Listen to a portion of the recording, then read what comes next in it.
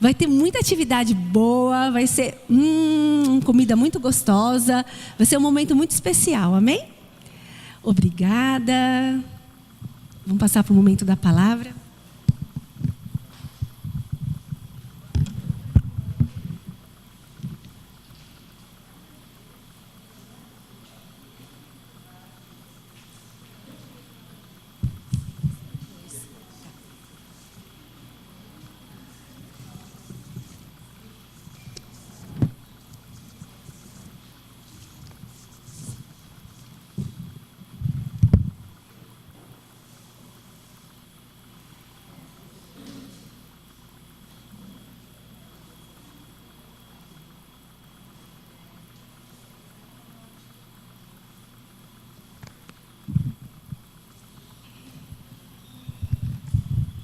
Bom dia, pessoal, amém? Que bom, né? Muito obrigado aí pela presença de todos. É um prazer a gente estar aqui junto como família. E foi um momento tão gostoso, né? De adoração, de louvor, que pudemos passar na presença de Deus. E muito obrigado, viu, Dri? Fui muito ministrado, de verdade, né? E que esse Deus possa falar conosco, né? Hoje também. Vamos orar, né? Vamos abaixar nossas cabeças, vamos pedir a presença, a direção de Deus.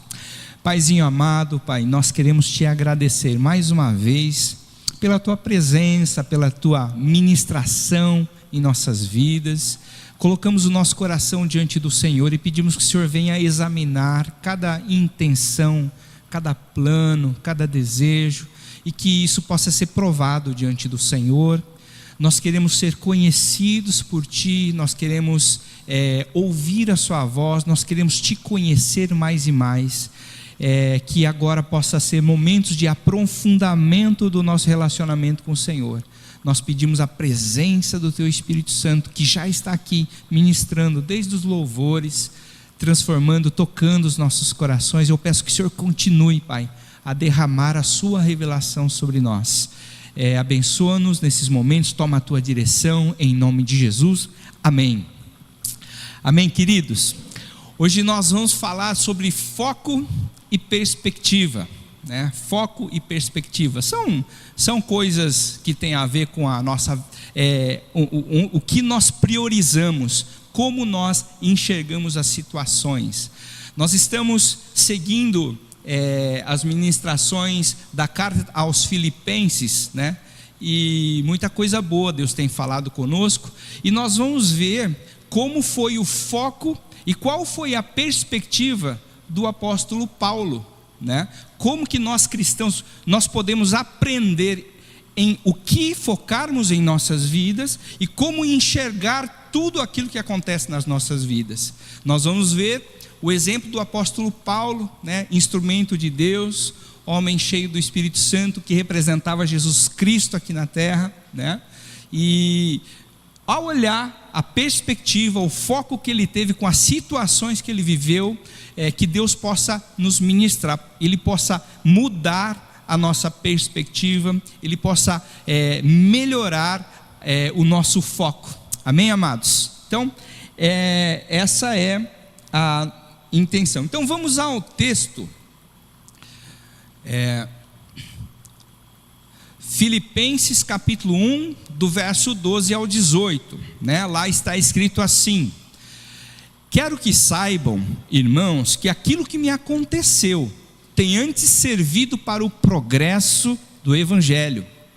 Como resultado, tornou-se evidente a toda a guarda do palácio e a todos os demais que estou na prisão por causa de Cristo. E a maioria dos irmãos, motivados no Senhor, pela minha prisão, estão anunciando a palavra com maior determinação e destemor. É verdade que alguns pregam a Cristo por inveja e rivalidade, mas outros o fazem de boa vontade.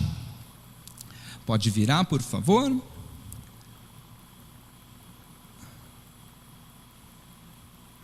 Isso.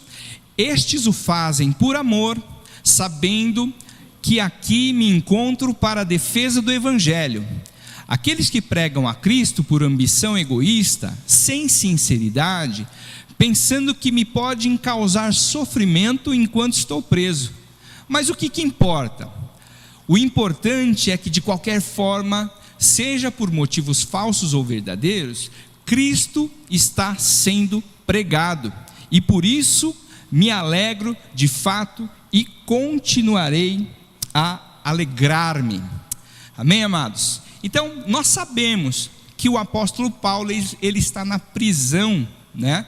E agora ele quer que os filipenses, eles saibam de uma coisa, ó, lá no começo ele fala: eu quero que vocês saibam, irmãos, que aquilo que me aconteceu tem antes servido para o progresso do evangelho. Então ele está relatando várias coisas, ele está falando muitas coisas aos filipenses. Nós temos acompanhado, ele tem falado assim: ó filipenses, vocês são santos em Cristo Jesus. Jesus perdoou vocês, né? Vocês são justificados agora, e agora Deus está completando a boa obra que começou na vida de vocês. Ele já falou isso. Ele falou também: eu quero que vocês saibam que eu oro por vocês, que eu tenho saudade de vocês, e eu estou orando para que o amor de vocês cresça, e crescendo o amor, ele cresça em conhecimento e em percepção, para que vocês aprovem as coisas excelentes, né? Então ele tem falado isso aí para os filipenses, e hoje ele está falando assim: eu quero que vocês saibam também, irmãos, né, que o que me aconteceu, né, quer dizer, o passado, tudo aquilo que ele viveu, tem colaborado para o progresso do evangelho. Então, com base nisso, nós vamos ver qual que é a perspectiva do apóstolo Paulo com as coisas que aconteceram com ele, e qual que é o foco dele, qual que é o alvo dele, né? Então, vamos lá. Tem isto. O foco do apóstolo Paulo. Bom, então, só nesse primeiro versículo nós conseguimos ver que nesse momento o foco dele é o progresso do evangelho. Não é verdade, amados? O foco dele é o progresso do evangelho. Tudo que me aconteceu colaborou para que o progresso do evangelho acontecesse. E o que é esse evangelho, meus amados? Esse evangelho é a nossa palavra de Deus, é a palavra de Deus que é resposta para esse mundo que nós vivemos. O que é o evangelho? O evangelho é resposta. É resposta para a queda do homem, é a resposta para esse mundo ansioso que a gente vive, esse mundo que é depressivo, esse mundo que é injusto, que é opressor, que é traidor, que vive em guerra. É a resposta desse mundo apressado, é a resposta para esse mundo insensível. O evangelho é a resposta para essas coisas. Amém, amados? Que mais que o evangelho é? O evangelho é a verdade. O evangelho é a verdade que nos liberta. É a verdade que nos liberta. É a verdadeira felicidade. A verdadeira felicidade não é carro bom, não é casa própria. Ajuda, amados, ajuda, não tenham dúvida. Mas a verdadeira felicidade é conhecer a Cristo, é ser perdoado e ter comunhão com Cristo. O evangelho é a verdade, e a verdade que nos liberta de toda depressão, de toda ansiedade, de toda angústia, de toda a nossa limitação carnal. O evangelho é a verdade que nos liberta de nossos pecados. Amém? E por último, o evangelho é a revelação do propósito de Deus. Olha como o evangelho é precioso. Esse é o foco do apóstolo Paulo. O evangelho, ele é a revelação do propósito de Deus. Muitas vezes a gente, puxa, para que eu nasci? O que Deus quer da minha vida? O evangelho é a revelação da vontade de Deus para a minha vida, para a tua vida. É o evangelho é presente de Deus, é preciosidade de Deus, o evangelho é poder de Deus. Amém? Lá na revelação, falando sobre revelação do propósito de Deus, lá em Colossenses capítulo 1, 27, fala assim: a eles Deus quis dar a conhecer entre os gentios a gloriosa riqueza deste mistério, gente, desse mistério. O pessoal não conhecia o que era a vontade de Deus. No versículo anterior fala assim, há tempos, por muito tempos e épocas e gerações, esse mistério que esteve oculto, Deus manifestou aos santos. Aí ele continua, manifestou e quis dar a conhecer entre os gentios a gloriosa riqueza desse mistério, que é Cristo em vocês. Que é Cristo em vocês. Fala para o irmão do seu lado, Cristo em você. Fala para ele, Cristo em você. É a revelação do Evangelho, é Cristo em nós. Não é Cristo lá longe, não é Cristo morto lá na cruz, não, é Cristo em você. É uma revelação do mistério que esteve oculto por épocas e gerações. É Cristo em vós, a esperança da glória. O Evangelho é isso, amados, e esse é o foco do apóstolo Paulo. Então hoje nós estamos vendo a preciosidade do Evangelho e o foco da vida do apóstolo Paulo, amém? E qual que é o nosso foco? Eu acho que muitos conhecem já, né, essa pirâmide. Eu fiquei pensando, as nossas necessidades, nós seres humanos, nós focamos as nossas atenções, os nossos esforços e nossas necessidades. E aí tem essa pirâmide aí que todos conhecem como pirâmide de Maslow, né? Ela mostra vários níveis de necessidades do ser humano, né? O ser humano, a primeira necessidade que ele foca, que ele corre atrás, que ele busca, são as suas necessidades físicas, não é verdade? Quem é que consegue ficar pleno assim, sem jantar e almoçar e dormir? Não é? Né? O alimento, bebida, sono, isso é necessidade básica do ser humano, né? E nós vemos que nós passamos por isso, né? Nós focamos nisso. Então tem pessoas, né, no mundo que vivem focados em necessidades físicas, né? Muitas vezes não tem nem as necessidades físicas supridas, e o foco delas é a necessidade física. A segunda necessidade é a segurança, né?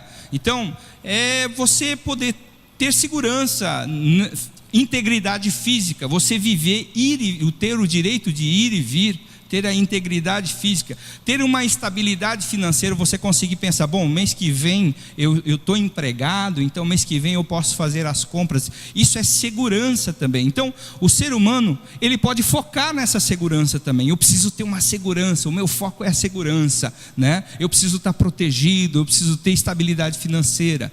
A terceira camada é o ser humano, depois dessas duas serem supridas, as necessidades físicas e a segurança, também ele foca em relacionamento, ele foca em criar vínculos com outras pessoas, né? Por isso que nós nos casamos, né? Constituímos família, temos amigos na classe, fazemos amigos no trabalho, né? Participamos de uma sociedade, participamos da igreja, né? Participamos de associações. Então é uma necessidade do ser humano. O ser humano é um ser social. Depois tem também uma outra camada, que é a estima dele. O ser humano, ele busca por ter um valor próprio, ele busca por ter valor em sua existência, ser reconhecido pela sociedade, de certa forma, ter status social, né? Então ele busca isso, ter uma estima perante a sociedade. E por último, o ser humano também busca uma autorrealização. Você conhece aquela pessoa assim que você olha para ela e fala, nossa, aquela pessoa nasceu para fazer aquilo, né? Então assim, ela está nesse nível de buscar a sua autorrealização. Ela faz o que ela gosta, ela vive o que ela gosta, né? Então o ser humano, ele pode ter o seu foco em uma dessas camadas. E aí eu gostaria que nós refletíssemos. O que tem sido o nosso foco? Qual tem sido o nosso foco? Nós podemos, assim, vou falar agora, como o cristão deve olhar essa pirâmide, né? Primeiro, as necessidades físicas, Jesus falou, não andeis ansiosos, Primeira coisa que ele falou: não andeis ansiosos. Segurança, né? Se Deus não guardar a casa, em vão trabalha o sentinela, né? Relacionamento. Jesus, nós somos uma família em Cristo. É porque Jesus nos perdoou que nós somos uma família. Então nós temos esse vínculo em Jesus, né? Nós somos aceitos por causa de Jesus. A quarta, a estima. A estima é alguém que precisa ser reconhecido. O cristão, ele já tem a sua identidade firmada. Ele sabe que ele é imagem e semelhança de Deus. Ele é santo por causa de Cristo Jesus. Então ele tem a sua identidade firmada em Cristo. Ele não precisa provar nada para ninguém. É porque ele é filho de Deus que ele abençoa as pessoas. Ele não faz as coisas para ser reconhecido. Amém? E por último, a autorrealização, quer dizer, o prazer de viver, a meta de viver do ser humano é fazer a vontade de Deus. Claro, não estou dizendo assim, bom, então eu preciso parar de fazer o que eu gosto e ficar buscando a vontade. Não, amados, Deus te deu talentos, dons especiais, né? E isso, no seu talento você faz a vontade de Deus, você vive a vontade de Deus. Amém, amados? Jesus falou: a minha comida é fazer a vontade daquele que me enviou, né? Então o nosso prazer é no nosso trabalho, na nossa especialidade, viver a identidade, a imagem de Deus lá no nosso trabalho. Amém? Só que para o apóstolo Paulo, esses 5 níveis ele descarta. O meu foco não é nem necessidade física, não é nem segurança, não é nem relacionamento, não é nem status social e nem autorrealização. O meu foco é que o evangelho está sendo pregado. Esse é o meu foco. Meu foco é o evangelho. Então, vamos analisar. Eu convido a cada um hoje pensar o que tem sido o foco na nossa vida. A gente quer comer bem, viver bem, a gente quer segurança, nós queremos ser reconhecidos, queremos ter status, queremos ser a nossa melhor versão. O foco do apóstolo Paulo é o evangelho, é a resposta de Deus para esse mundo. Amém? Então, ainda no verso 12, está escrito assim: quero que saibam, irmãos, que aquilo que aconteceu tem antes servido para o progresso do evangelho. O que aconteceu com o apóstolo Paulo? Muitos conhecem, né, a história do apóstolo Paulo. Essa imagem aí é a prisão dele. Não é a imagem, tá, amados? Não é a foto não, tá? É a prisão dele lá em Filipos. É um homem que sofreu vários traumas. Ele sofreu trauma emocional, ele sofreu trauma físico no seu corpo, ele sofreu trauma psicológico, ele sofreu rejeição, ele foi rejeitado, ele sofreu oposição, ele sofreu conspiração contra a sua própria vida, ele sofreu privação, nudez, fome, frio. Ele passou por tudo isso, né? Quando ele se converteu lá em Damasco, ele encontrou o nosso Senhor Jesus Cristo, né? A Bíblia fala que ele caiu por terra e tal. Ele se converteu e ele começou a pregar lá em Damasco. Sabe o que aconteceu? Ele foi perseguido. Ele teve que fugir de Damasco. Ele foi ficar lá na Arábia por 3 anos, escondido. Ele foi perseguido. Depois ele vai para Jerusalém. Bom, então agora eu vou para Jerusalém. Os discípulos, eles vão me acolher. O que aconteceu, amados? Os discípulos ficaram desconfiados. Esse cara assassinava cristãos. Ele foi rejeitado pelos próprios discípulos. Se não fosse Barnabé, né, colocar ele de volta no meio. Depois disso ele começa a pregar lá em Jerusalém. Sabe o que acontece? Ele é perseguido de novo, né? E aí os irmãos, eles mandam ele, né, de Cesareia para Tarso. Ele fica lá em Tarso. Vocês sabem quanto tempo que ele fica lá na geladeira? 10 anos. Apóstolo Paulo, hein? Encontrou Jesus, falou com Jesus face a face, e ele fica na geladeira. Deus fala assim: agora, Paulo, você vai ficar aqui 10 anos quietinho, para você entender que a obra de Deus é Deus quem faz, não é por causa de você que você é especial, Você vai ficar 10 anos aqui. E a Bíblia fala assim: enquanto o apóstolo Paulo estava lá, a obra de Deus, a igreja crescia. Então foi um golpe no orgulho de Paulo, né? Falou: não, realmente, eu não sou assim, né? A obra de Deus não depende de mim. Então ele fica lá 10 anos esquecido, né? Aí depois a Bíblia fala que ele vai entrar, vai começar a ser usado para o ministério. Aí lá em Antioquia, abre uma igreja lá em Antioquia, e aí Barnabé vai lá e chama Saulo para ajudar, e Saulo aprende a ser o segundo, né? Então muitas vezes a gente não gosta de ser o vice, né? A gente quer ser o presidente. Só que Paulo, no começo do ministério dele, ele é o vice, ele é quem obedece, ele aprende quietinho, debaixo das orientações de Barnabé, né? Aí depois ele começa a viajar. Nós sabemos que Paulo fez viagens para abrir igrejas, e aí a gente, não foi uma viagem tão legal, porque logo em Listra, numa cidade lá, a Bíblia fala que ele foi apedrejado, ele tomou pedrada. Alguém já tomou uma pedrada? Quando era pequeno eu tomava pedrada dos meus amigos, né? A gente ficava brincando de guerra de torrãozinho. Mas o apóstolo Paulo, ele foi apedrejado ao ponto de o pessoal achar que ele estava morto lá em Listra. Ele foi apedrejado lá em Listra. Depois, na segunda viagem, na cidade de Filipos, é essa foto aí, é essa imagem. Ele ficou preso, ele foi açoitado, ele tomou açoites e ficou preso, né?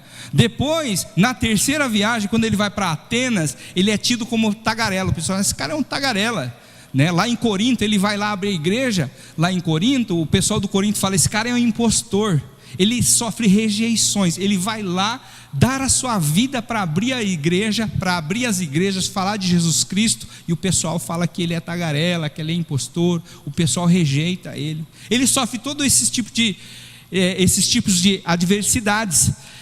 E aí, qual que é a perspectiva dele, né? Ele fala: tudo isso que me aconteceu, né, colaborou para o progresso do Evangelho. Então, meus irmãos, nossa vida, nós temos os nossos traumas, né? Eu não conheço a vida de vocês, mas eu entendo a minha própria vida. Eu sofri decepções, eu fui rejeitado, nós fomos, né, colocados de lado, muita coisa injusta aconteceu conosco, né?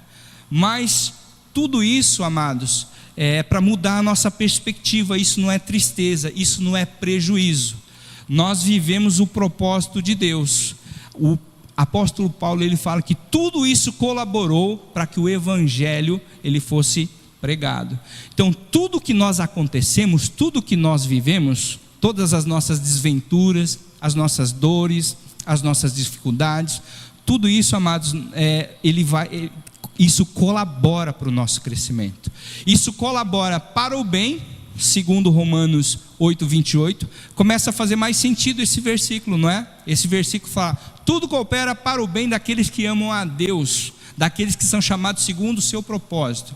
Então, tudo coopera para o bem, não quer dizer assim: bom, eu vou começar um negócio novo, então tudo vai cooperar para o meu bem. Não, é com essa perspectiva: tudo que me aconteceu coopera para o bem. Isso aí vai servir para o bem. Amém, amados? Amém? Tudo que aconteceu na nossa vida, tudo que aconteceu na vida de cada um aqui, eu quero dizer que coopera para o bem. Deus te diz que coopera para o bem. Amém? E não somente isso, mas coopera para o bem de muitos. Não só para o teu bem, mas para o bem da tua família, para o bem das pessoas que têm convívio com você. Coopera para o bem daqueles que estão ao nosso redor. Tudo que aconteceu conosco coopera para o bem, não somente nosso, mas das pessoas que estão ao nosso redor. Isso nós vemos na vida de José, lá em Gênesis capítulo 50, verso 20, né? Fala assim: vocês planejaram mal contra mim. Todos conhecem a história de José, não é verdade? Todos conhecem a história de José. Ele foi vendido, ele foi traído, né? Ele ficou preso também, ele viveu cada coisa, cada injustiça, né? E ele fala aqui para os irmãos: vocês planejaram mal contra mim, mas Deus tornou em bem. Fala comigo assim: Deus tornou em bem. Amém, amados? Tudo que aconteceu conosco, Deus torna em bem, não só para nós, como crescimento, como edificação, como cristãos, como filhos de Deus, mas para todos aqueles que estão à nossa volta. Deus tornou em bem para que hoje fosse preservada a vida de muitos. Então, isso aqui é a perspectiva do apóstolo Paulo. E como que ele olha o presente, né? No verso 13 nós vemos assim, como resultado, tornou-se evidente que toda a guarda do palácio e todos os demais que estão na prisão por causa de Cristo.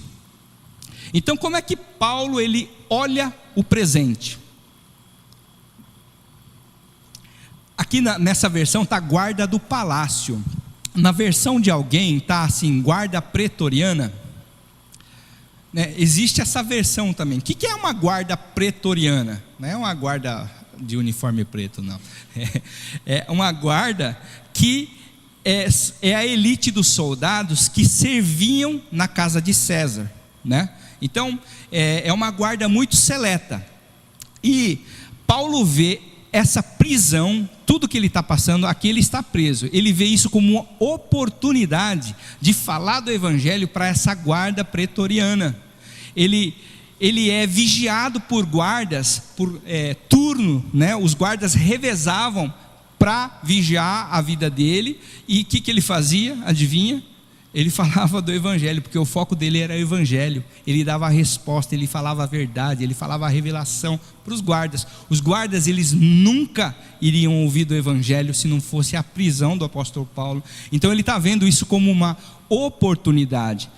Tanto é que lá no final dessa carta de Filipenses, ele fala, para ele despedir, né, o final da carta. Eu vou deixar a minha despedida aqui, e ele fala assim: todos os santos vos saúdam, mas principalmente os que são da casa de César.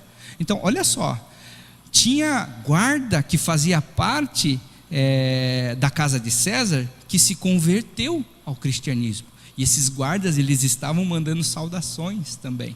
Então, olha só, o apóstolo Paulo, a prisão, a adversidade que ele estava vivendo, ele fez da adversidade uma oportunidade. E na nossa vida, muitas vezes, a gente faz de uma adversidade um jeito da gente trancar o quarto e entrar em depressão, né? Não.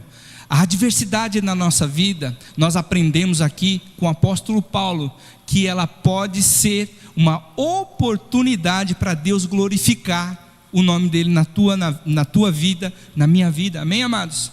Muitas vezes a gente é mandado para um setor que a gente não quer ir, e a gente tem que ter relacionamento com pessoas que a gente não quer ter relacionamentos, mas ali pode ser uma oportunidade de Deus usar a sua vida para abençoar as pessoas ali, não é verdade?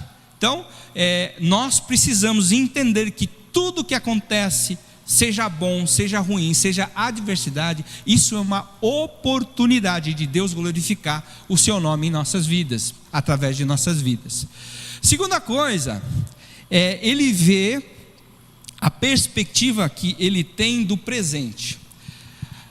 Ele fala assim no verso 14: e a maioria dos irmãos, motivados no Senhor, pela minha prisão, estão anunciando a palavra com maior determinação e destemor. Então ele está falando assim, a minha prisão, além de ser uma oportunidade, ela está sendo um encorajamento. Ela está encorajando as pessoas a falar mais do evangelho, né? Essa figura que está do lado aí, vocês já viram essa foto? Está do outro lado, né? Desculpa, estou apontando para lá, está do outro lado. Vocês já viram essa foto? Engraçado, né? Parece que não tem teto. Dá para entender que não tem teto ali? Essa aí é uma foto de uma igreja lá na Nigéria. Essa foto aí é depois de um incêndio. E esse incêndio não foi uma causa assim acidental, foi causa de uma perseguição, né? Os islâmicos foram lá e incendiaram essa igreja, e estava nesse estado. E essa foto é do ano passado. Eles estão cultuando eles estão correndo o risco, né, de serem assassinados, e eles estão ali sem teto, com a igreja toda destruída, e eles estão cultuando ao Senhor. E aí que eu pergunto aos irmãos, isso aí não encoraja a nossa vida? Nós temos aqui, tudo certinho, ninguém está querendo botar fogo aqui nessa igreja, ninguém está perseguindo, né? E isso não encoraja nós buscarmos mais ao Senhor? Então é isso. Lá na Nigéria, os irmãos ali, correndo risco de vida, com a igreja toda queimada, depredada, eles estão firmes, né? Louvando, buscando ao Senhor, né? Então isso é encorajar. Encorajamento é testemunho que gera testemunho. Então nós vermos o testemunho desses irmãos lá da Nigéria, isso gera testemunho também em nossa vida, né? Quando nós vemos Jesus sendo revelado na vida dos nossos irmãos, nós também somos incentivados a testemunharmos de Jesus, não é verdade? Quando eu vejo Jesus na vida de vocês, eu sou incentivado, encorajado a testemunhar Jesus também. Então, amados, nós precisamos testemunhar Jesus uns aos outros, né? Então, isso é a perspectiva do apóstolo Paulo. Ele via tudo isso como encorajamento. E chegando para o final, ele foca no progresso do Evangelho, né? O foco dele nós sabemos que é o progresso do Evangelho. Ele está vivendo em prisões, em cadeias, mas o foco dele está no progresso do Evangelho. Ele fala no verso 15 ao 17 que tinha muita gente encorajada, né? As pessoas ficaram encorajadas com isso, e tinha gente que pregava o Evangelho por amor, né? Ele ficou encorajado com o apóstolo Paulo lá na prisão, e por amor a Cristo ele vai pregar. E ele fala também que tinha gente que pregava também por causa de inveja, rivalidade e ambição egoísta. É estranho, né, saber que isso acontecia ali naquela época, mas me parece que Paulo relata ali que ele estando preso, alguns pregadores que tinham inveja dele começaram a pregar, né? Então, por causa de inveja, os caras pregavam. Então, só que o Paulo, ele não foca nessa inveja, ele não foca na rivalidade, não foca nessa ambição egoísta desses outros pregadores. Ele fala assim, mas eu fico feliz porque o Evangelho está sendo pregado. Nós muitas vezes nós ficamos tristes. Puxa, a gente vê assim, puxa, o cara está pregando o Evangelho, mas é porque ele quer se aparecer, é porque ele vai ter vantagem para ele vai ter status. Então aí isso dá uma entristecida. Só que Paulo está falando assim, deixa isso para lá, a motivação das pessoas não interessa, né? O nosso foco deve ser que Cristo está sendo pregado. Então nós como seres humanos, nós temos essa tendência de nós criticarmos, mas a Bíblia fala, a nossa luta não é contra a carne ou sangue, né? Então a nossa função como igreja não é ficar apontando o dedo, mas fulano está pregando porque ele tem interesse próprio, ele é ambicioso, é egoísta. Não, nosso foco é que o Evangelho ele seja pregado, amém? Agora, o apóstolo Paulo, ele lutou contra as heresias. Ele está falando assim, não importa a motivação deles, a motivação está errada, mas eles estão pregando o Evangelho certo. Agora, cabe a nós também defendermos o Evangelho certo. Existe um Evangelho que ele é da hipergraça, né? Que você pode fazer tudo, que Deus perdoa tudo. Existe um Evangelho que é da prosperidade, paga dízimo, paga oferta, que Deus vai te prosperar, né? Então existe esse Evangelho que é perigoso, e contra isso Paulo ele sempre lutou.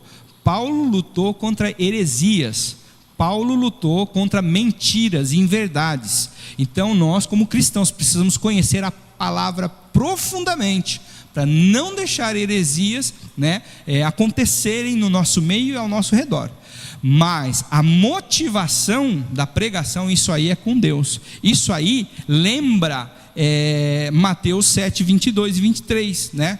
Quando as pessoas vão chegar diante de Jesus e falar: Jesus, nós não profetizamos no teu nome, nós expulsamos demônios em teu nome, em teu nome nós fizemos milagres.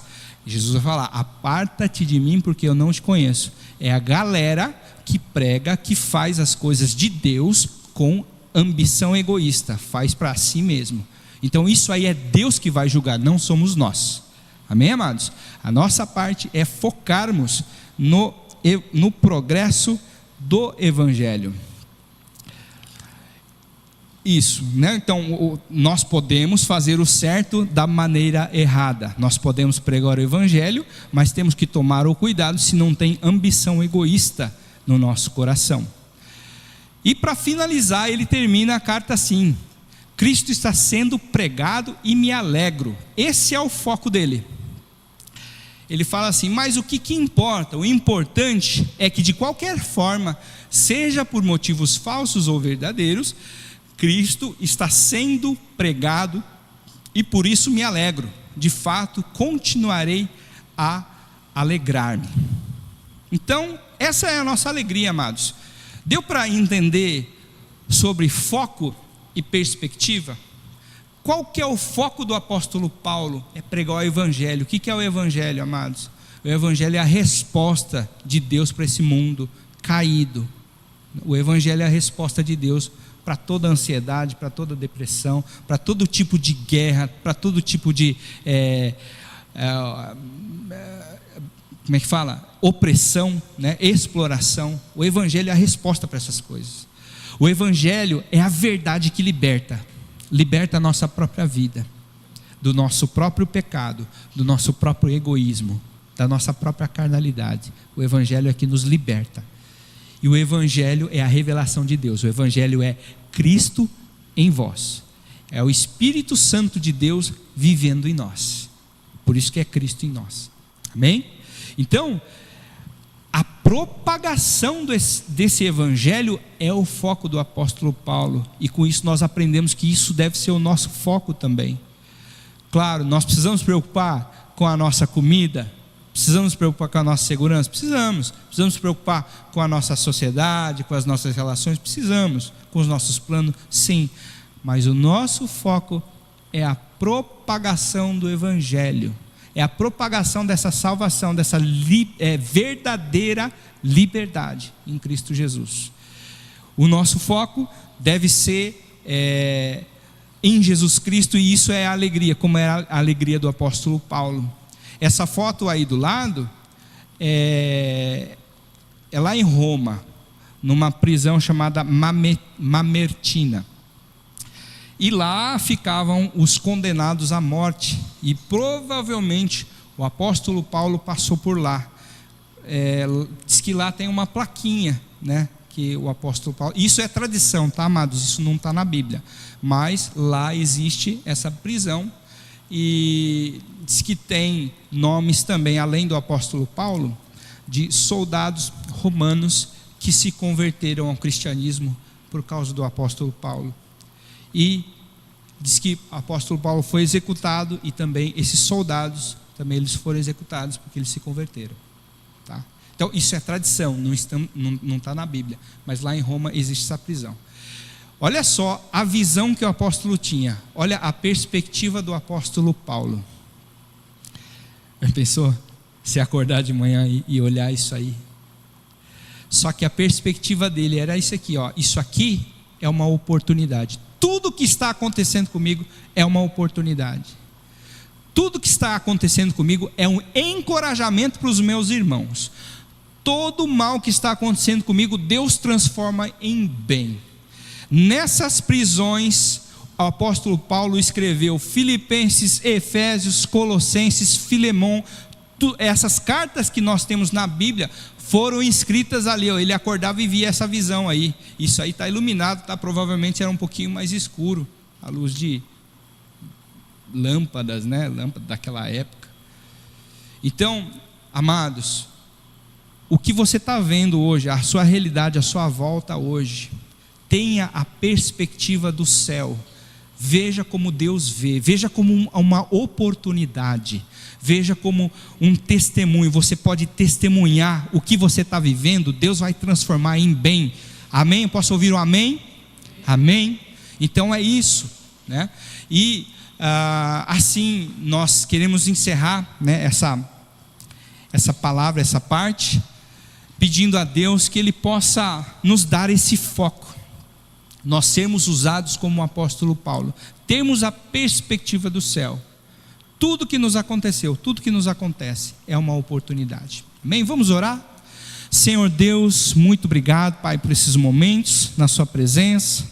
Muito obrigado pela tua palavra, muito obrigado pela presença do teu Espírito Santo. Nós pedimos que o Senhor continue a ministrar no nosso coração e mude toda perspectiva errada, toda perspectiva limitada, toda tristeza, amargura do nosso passado, que o Senhor possa estar tratando agora, trazendo a tua libertação, trazendo a tua cura, trazendo a tua transformação, porque nós sabemos que todo o mal que aconteceu sobre nossas vidas, o Senhor transforma em bem. Toca em nossos olhos e muda a nossa perspectiva, que situações adversas, elas possam ser vistas como oportunidade, Senhor, de glorificar o Seu nome, como oportunidade de crescimento, como oportunidade de amar as pessoas, de falar do Seu Evangelho para as pessoas, Senhor.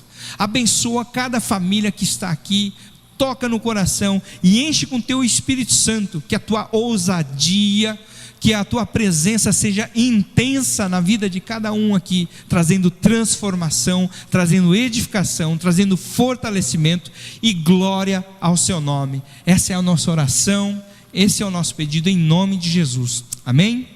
Amém, queridos? Nós vamos passar para o momento da ceia e vamos nos colocar de pé. Eu gostaria de convidar já para os irmãos virem pegar os elementos aqui para nós celebrarmos a ceia.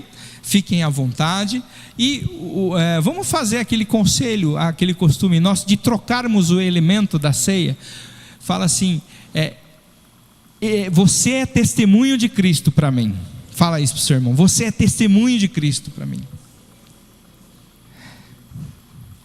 Se for batizado, né, fica à vontade, tá? Se vocês forem batizados, fica à vontade. Quem não for batizado, recebe um abraço nosso. Meus irmãos, abracem a todos. Todos nós somos família, amém? Peguem as pessoas que não gostam de ser abraçadas, né, e abracem.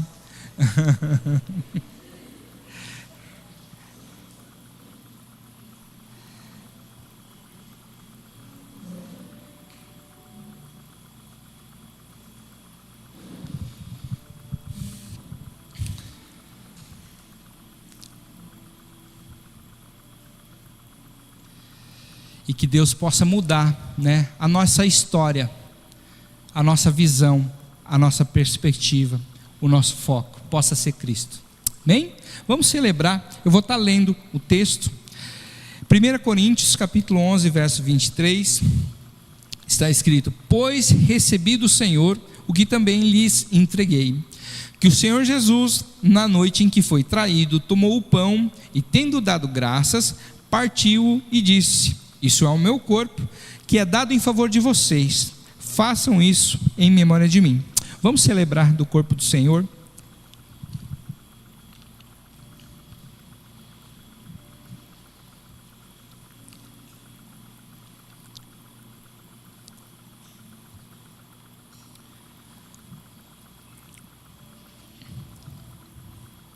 Amém. Da mesma forma, depois da ceia, ele tomou o cálice e disse: esse cálice é a nova aliança no meu sangue. Façam isso sempre que o beberem em memória de mim. Vamos celebrar, vamos tomar do vinho.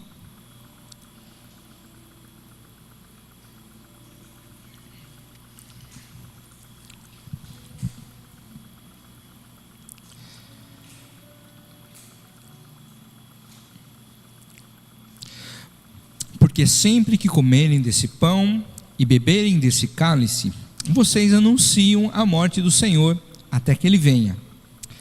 Portanto, todo aquele que comer o pão ou beber o cálice do Senhor indignamente será culpado de pecar contra o corpo e contra o sangue do Senhor. Examine-se, pois, o homem a si mesmo. Então coma do pão e beba do cálice, pois quem come e bebe sem discernir o corpo do Senhor, come e bebe para a sua própria condenação. Senhor Deus, nós queremos te agradecer, Pai, por esse momento em que nós podemos estar aqui como família, celebrando a ceia do Senhor, lembrando do teu sacrifício na cruz, que o Senhor derramou o seu sangue precioso por nós, trazendo uma nova aliança sobre nossas vidas, trazendo perdão e santificação. Nós te agradecemos por esse sangue tão precioso, que nos perdoa, que apaga todo o nosso passado, todo o nosso sofrimento, tudo que nós passamos nessa vida. O teu sangue nos cobre com perdão e traz uma nova aliança. Nós agradecemos o teu corpo também, que é simbolizado como alimento espiritual, como fortalecimento para as nossas vidas, e nós pedimos, Pai, fortalecimento espiritual nessa semana, que possamos sair daqui fortalecidos, cheios do Espírito Santo, cheios das virtudes do Espírito Santo, para abençoarmos as pessoas à nossa volta, para levarmos esse evangelho que é tão precioso, esse evangelho que nos liberta, esse evangelho que é a resposta para todo tipo de angústia, depressão, todo tipo de mal que esse mundo sofre. Que o Senhor nos capacite a levar essa resposta, que o Senhor nos capacite a levar essa revelação, que é Cristo em nós, a esperança da glória. Que o teu Espírito Santo seja com cada um aqui, que o Senhor possa abençoar cada casa, livrando de todo mal, livrando de toda tentação, de toda cilada do inimigo, fortalecendo e guardando os teus filhos, para que eles possam ser luz nesse mundo. Essa é a nossa oração. Te agradecemos por esses momentos tão preciosos na sua presença. Erga suas mãos para o alto, e que a graça do nosso Senhor Jesus Cristo, o amor de Deus, a presença, a consolação do Espírito Santo esteja com cada um de nós, hoje, para sempre. Amém.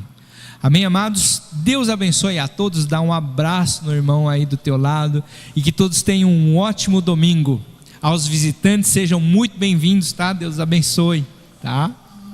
É um prazer tê-los aqui.